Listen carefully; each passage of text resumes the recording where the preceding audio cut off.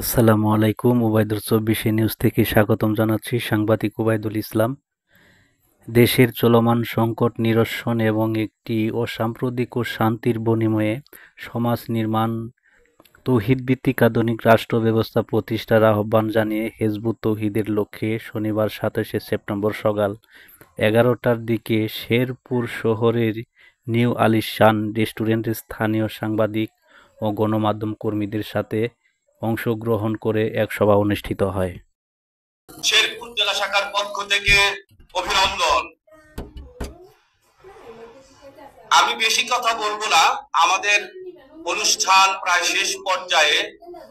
তবে আমি এই মূল জিনিসটা আপনাদেরকে আবার একটু ধরিয়ে দিতে চাই। আমাদের যিনি মুখ্য আলোচক, উনি বৃহৎ আলোচনার মাধ্যমে আশা করি সবার কাছে আমাদের প্রস্তাবনাটা পরিষ্কার করতে পেরেছেন। আসলে এই তৌহিদ ভিত্তিক আধুনিক রাষ্ট্র ব্যবস্থায় আমাদের যে বই, এই ৫ই আগস্ট এক ছাত্র জনতার বিপ্লবের মাধ্যমে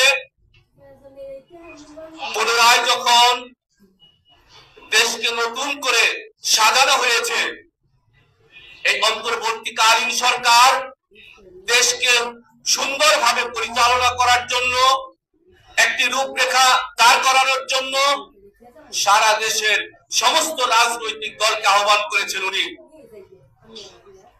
আমাদের এই সংস্কারের জন্য প্রত্যেকটি রাজনৈতিক দল তাদের সুচিন্তিত মতামত দিয়ে সংস্কারের প্রস্তাবনা করেছেন। এ সময় উপস্থিত ছিলেন শেরপুর জেলার সাংবাদিক ও গণমাধ্যম কর্মীরা। আরও উপস্থিত ছিলেন শেরপুর জেলা হিজবুত তৌহিদের সভাপতি মমিনুর রহমান পান্না, হিজবুত তৌহিদের বিভাগীয় সভাপতি এনামুল হক বাপ্পা, বিভাগীয় নারী নেত্রী রুজিনা আক্তার, জামালপুর জেলার সভাপতি আনোয়ার হোসেন আনু। অনুষ্ঠানটি সঞ্চালনা করেন জেলা সাধারণ সম্পাদক মোহাম্মদ সুমন মিয়া। আবারও ধন্যবাদ জানিয়ে বিদায় নিচ্ছি। সাংবাদিক উবাইদুল ইসলাম। আল্লাহ হাফেজ।